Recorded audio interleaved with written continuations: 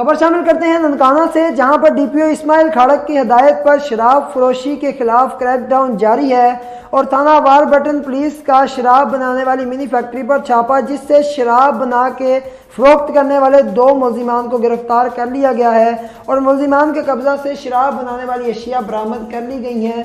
मजीद तफसीलात जानते हैं अपने ब्यूरो चीफ उस्मान खान बाबा से। जी बताइए उस्मान खान बाबा, क्या तफसीलात हैं आपके पास?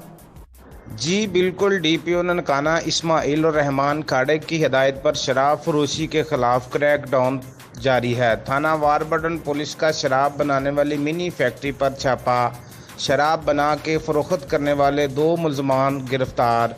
मुलजमान के कब्जा से 476 लीटर शराब, 520 लीटर लहन, 2 चालू भट्टियाँ और दीगर सामान बरामद। मुलजमान नसीर और मुदस्सर के खिलाफ मुकदमा दर्ज।